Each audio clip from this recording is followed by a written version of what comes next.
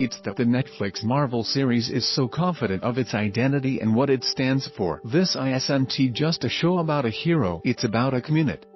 Why a vibrant place where good, bad and everything in between mix with volatile forces born out of racism, violence and good intentions. The first series had its problems, especially in the second half, but it's much more assured this time around. Luke Cage returns for a second season tonight and it has the kinetic energy we all love in a superhero series, plus the added bonus of a series diving headfirst into the conversation about prejudice and empowerment. After the events of the first season in the Marvel crossover event The Defenders, Luke Cage, Mike Coulter, is a celebrity around Harlem.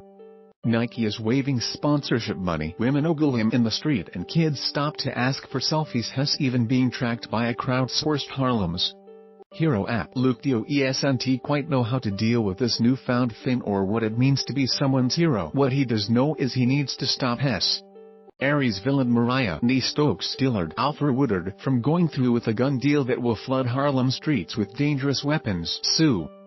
Per famous superhero source supplied stage left the Bushmaster Mustafa Shakir, a Jamaican gang head with the powers and speed to beat Luke down, and a mysterious grudge against the Stokes family. His seething anger and ambition to take over Harlem makes him a potent foe, but it's the women are the most intriguing. Mariah has grown to be a more compelling villain this season than last. At times she appears to be genuine about wanting to support single moms in Harlem, but then she talks about running off with $350 million in an offshore account. She also fiercely cries out that she's a Dillard and not a Stokes, but then speaks with reverence about her grandmother Mabel Stokes and her family's legacy. Mariah's dualities almost mirror our Luke's struggle to do good through violence. It takes someone of Woodard's gravitas to shade all that complexity, and then she does it with such chilly grace. Meanwhile, Misty Knight Simone Missick is dealing with the fallout of losing her arm in the Defenders battle and having to find her identity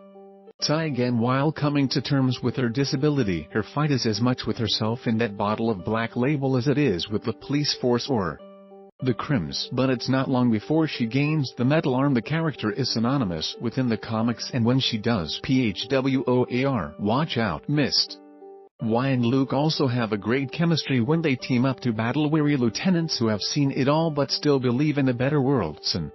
Steeler Misty Knight source supplied showrunner Sheil Hodari Coker is fearless about Luke Cage's soul and purpose of it being an unapologetically Black series, and that comes through in every ounce of the show through its evocative use of music, including live performances from blues musicians Christone Kingfish Ingram and Gary Clark Jr., the messy arguments about racism and sexism, and its rhythm. The other Netflix Marvel shows haven't always managed to keep up their momentum in their second installments, but Luke Cage has risen above that particular curse, though it hasn't quite escaped the other part, which is that it still starts out fairly slow. What elevates and grounds Luke Cage is the stakes, not just a personal journey for its hero or the world-saving challenge of blockbuster movies. It's somewhere in between. It's fighting for the soul of a community, and that's why RKS. Share your TV and movies obsessions with @Wenlima on Twitter. Luke Cage Season 2 drops on Netflix on Friday, June 22 at 5 p.m. Est.